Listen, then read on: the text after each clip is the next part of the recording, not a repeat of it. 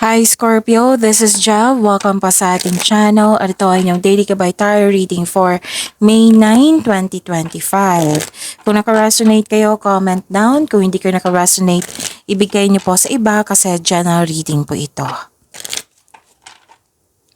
This is for you, Scorpio.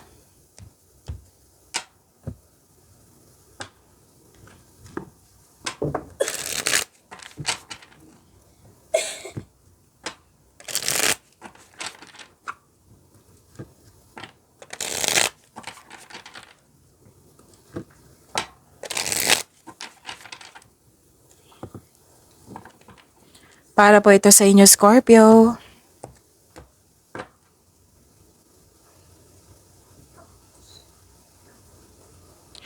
Maraming salamat po sa inyong patuloy na suporta at maraming salamat din po sa mga hindi nag-skip ng ads.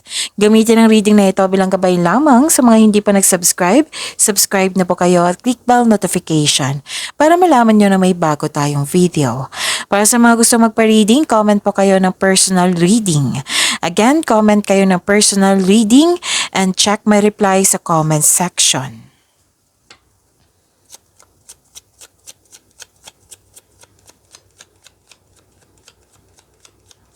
Spirit Guide, mga ganapa para kay Scorpio. I need 3 cards po.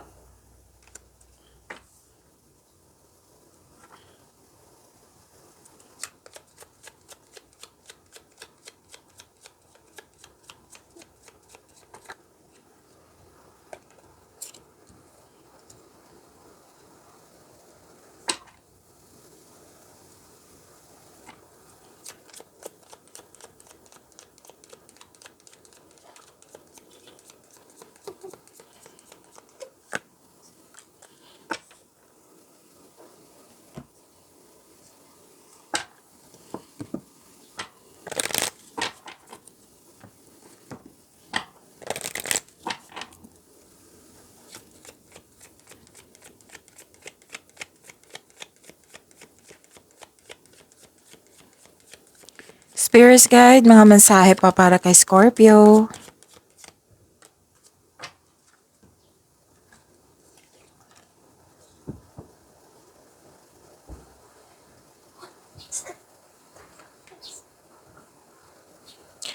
Scorpio, wow, solusyon sa inyong problema, sagot sa inyong mga katanungan. Para doon gumagawa kayo ng password ngayon or passcode, so tandaan nyo yan. Pwedeng lumabas din ito kahapon na may transformation na magaganap or nagganap na. Kasi may nakita kong ending with new beginning dito. May tao dito na nahirapan ka sa kanya kasi sobrang stricto or ayaw makinig, matigas ang ulo, mahirap kausap. At may separation ako nakikita dito, pwedeng end of contract, closure, umalis, umuwi, you limit yourself, nagkaroon ng boundaries, pwedeng literal na separation, pwedeng end of contract din. So, ending with new beginning, nabibigatan ka, nahihirapan ka, pero the good thing is, tinulungan mo yung sarili mo to move forward. Nag-let go kayo at nagkaroon ng transformation. Now, may nakita ako ditong transformation, right? May new beginning, ito yung naghihintay sa inyo, proposal. Proposal, pwedeng sa career and money to na may signing of contract or nagkasundo kayo sa isang tao na nagkaroon ng deal. This is negotiation. Kasi nakita ko dito, kayo sa isang tao, ikaw sa isang tao, okay? Na nag-usap kayo, nagkaroon ng deal, pwedeng long-term agreement, commitment, basta usapan. Pwede din sa buhay pag-ibig to, nakakapasok lang sa buhay pag-ibig, pwede din na pag-level up sa inyong relasyon, may proposal, engagement, kasal, ikakasal, or bagong pag-ibig to. Yung pumasok kayo sa bagong pag-ibig, pwede din nagkasundo, kayo ulit, yung nagkabalikan, at may nakita rin ako dito, nag-uusap regarding sa marriage contract.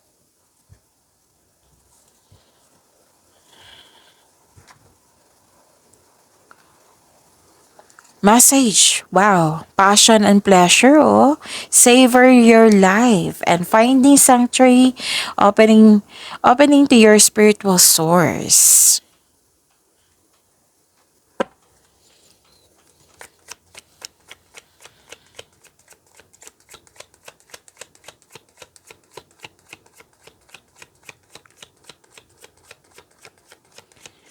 Spirit guide, ano po yung energy ni Scorpio?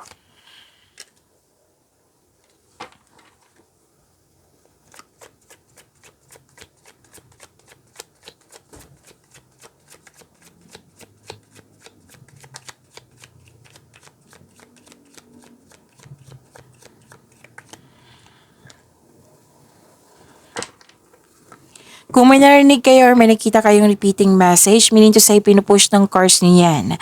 Like for example, nanood kayo ngayon ng May 8 and May 9 na video reading nyo dito, Scorpio. Tapos may napansin kayo na repeating message. Yan po yung pinupush ng cards na kailangan nyo bigyan ng atensyon, solusyon at aksyon kung maaari po. So ano yung energy ni Scorpio?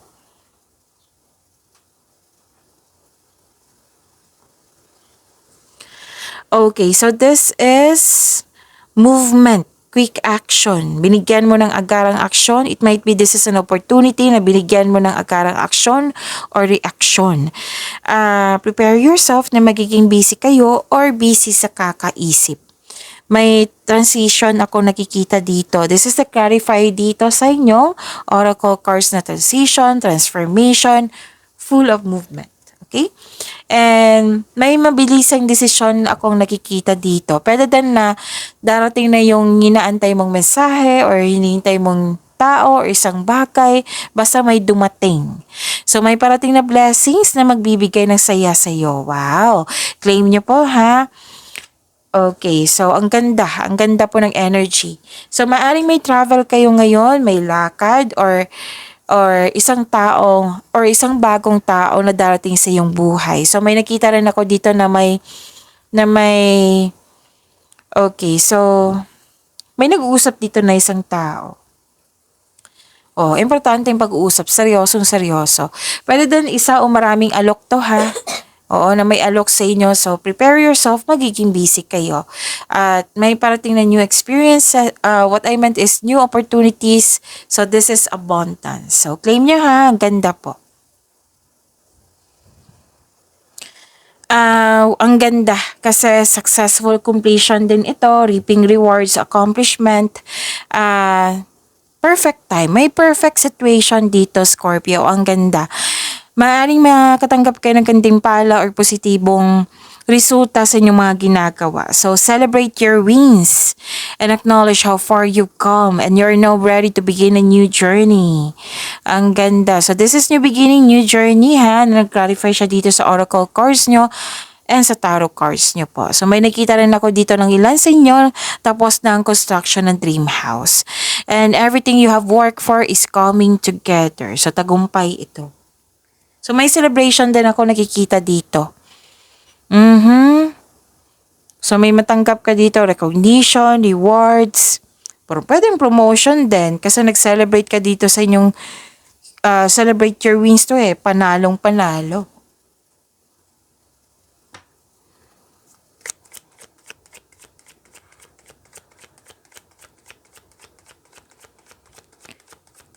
Spirit guide, career and money ni Scorpio.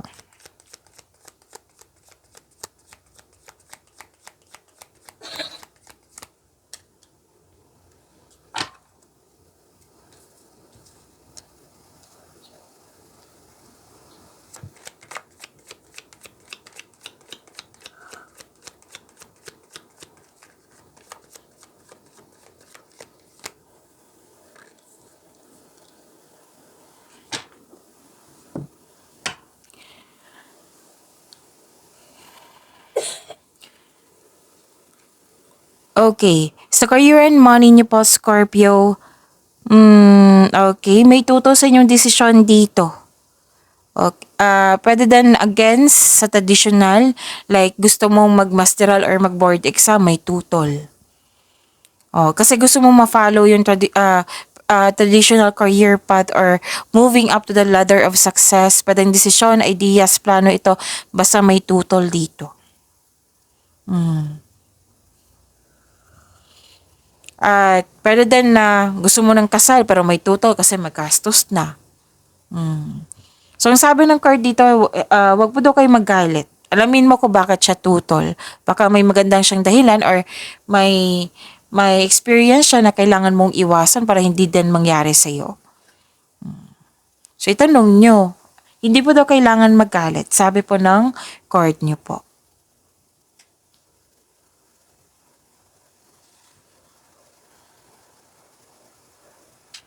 Okay, nakikita ko dito na may iniisip ka dito na concern. At na-bother ka dito na nag-cause na ito ng lack of concentration or lack of inspiration.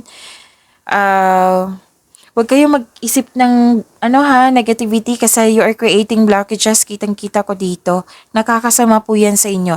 Alam niyo ba, ang blockages po, yan po yung dahilan na hindi tuloy-tuloy yung pasok ng blessings nang dahil sa blockages na ito. Like for example, hindi pa nangyari, nag-iisip na kayo ng masama. Like for example, parati kayo nagsasabi ng curse words or nagtatype dyan ng curse words. Basta may dito, wag kayong gumawa ng ganyan. Like for example, hindi ko to magagawa, hindi ko to matatapos. Yan, mag-create kayo ng blockages niyan. Wag po.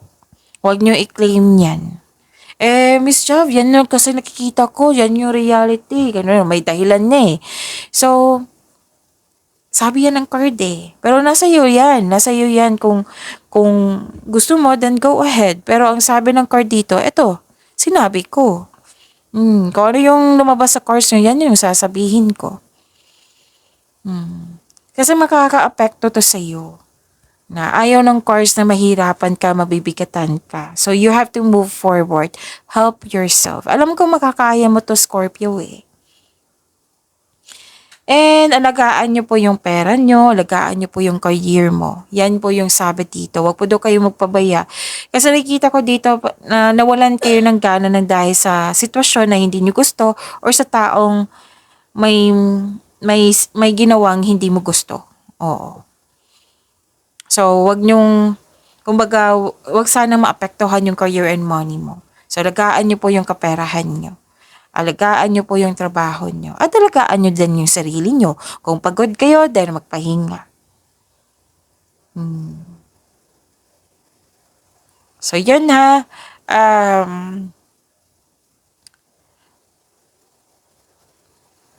Para tuloy-tuloy na, para mawala na itong blockages na ito, para tuloy-tuloy yung pasok ng blessings. Actually, may parating na malaking pera sa inyo din. Kitang-kita ko. This is a second card na may parating na malaking pera. Kailangan mo lang ma-overcome to. Kung pwede po. Kung pwede po. Pwede din na nagpahinga kayo ngayon na parang pagod na pagod, nanggaling sa trabaho. Kasi may nakita ko dito na stagnation. Nagpahinga. So, isipin niyo po yung mga motivation niyo sa buhay, what I meant is, yung inspiration mo sa buhay para ma-motivate ka. Bakit ka ba andyan? Bakit ka ba nagtatrabaho? Bakit ka ba nagnegosyo? Isipin niyo yon para ma-motivate kayo. Okay? So, dito tayo focus sa inyong energy. Ang ganda ng energy niyo dito.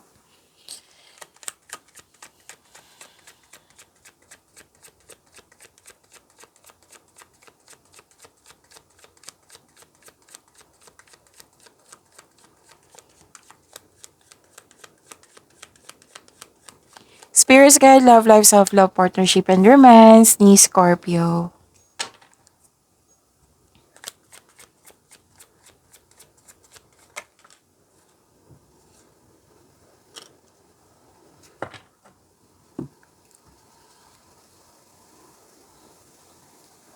Okay. This is a repeating message but different card. Sabi ng card dito, be confident. Taasan na niyo yung pasensya niyo. Huwag kayong mag-self-pity Kitang-kita ko dito. This is a second message na pinupush na lang ng cards. Diba before tayo nag-read kanina sa tarot reading, sa tarot cards nyo, na sabi ko kung may repeating message, dapat bigyan nyo ng atensyon. Kung maaari po, bigyan nyo po ng solusyon at aksyon. So, be confident. Kaya nga yung sinabi ko kanina sa career and money nyo, right, na isipin nyo mo yung inspiration nyo sa buhay. Bakit ba? Bakit ba, kayong main reason kung bakit ka ba nagsisipag, yon. You have to inspire, magkaroon ng inspiration. Alalahanin mo yung inspiration mo sa buhay.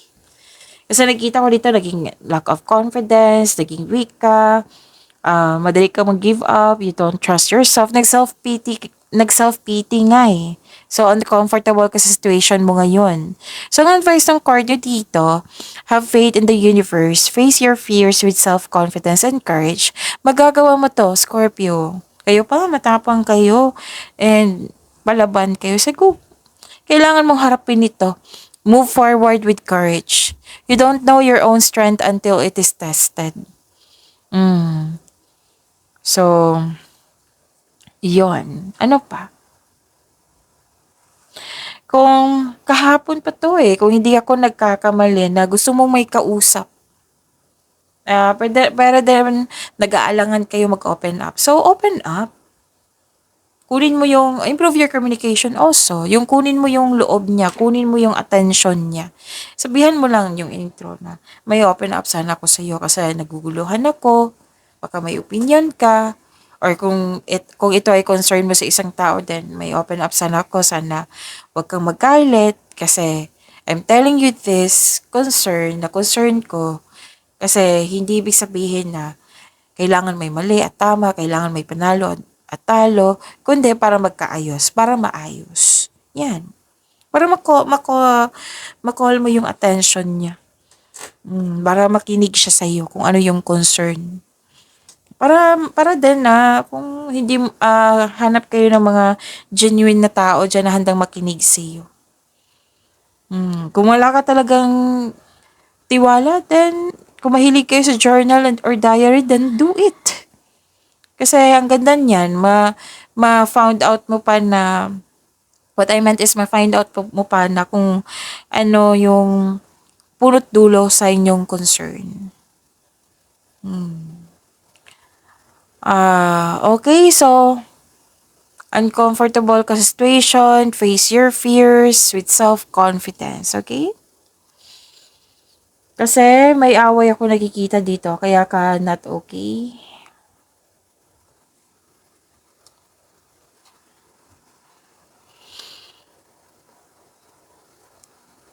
Pwede din okay kayo, pero hindi kayo nagkasundo sa isang sitwasyon. Oo, kasi may conflict dito or argument. Kaya nga may sabi ko sa inyo na improve your communication also. May nakita ko dito someone is giving up, pwedeng iniwan ka ng isang tao or kayo ang nang-iwan kasi may separation ako nakikita dito, which is lumabas din dito sa oracle cards nyo kanina. Yung tungkol sa separation, andito po. I think nangyari na ito. Pwedeng mangyayari ngayon, pwedeng na nangyari nito sa nakaraan. Pwedeng na-miss mo siya. So, magkakaroon ng argument or unpleasant conversation. Instead na, nakikita ko dito for peaceful resolution ang pag-uusap. Pero, pag yung na-discuss nyo na, naging away, naging argument. Pero I'm hoping na ma-overcome nyo yan. And I believe na ma-overcome nyo yan. Kasi may dito nag-let go ka. Nagkaroon ng transformation. Kung itong taong ito ay parating naghahanap ng gulo or away, na yung paulit-ulit na lang yung dahilan. So this card asks you that it is probably time to walk away from it. Pwedeng literal na separation, pwedeng you put limit and boundaries, or pwedeng nag-move on kayo kasi wala kang magawa kasi yan yung response niya, yan na yung ugali niya. Tinanggap mo na. Ganun. Natanggap mo na yung mga ganyan. It might be adultong kausap mo kasi mahirap kausap. Oo. So, yun. Sana'y ma-overcome nyo yan. And I believe, yes, ma-overcome nyo to. Kasi nakita ko yun dito, yung ending with new beginning. Ma-overcome nyo yan. Don't worry. So, iwasan nyo mag-overthink at mag-self-pity, ha? So, pag-imanan nyo pa yung blessings sa binigay sa inyo, Scorpio. See you tomorrow. Maraming salamat po.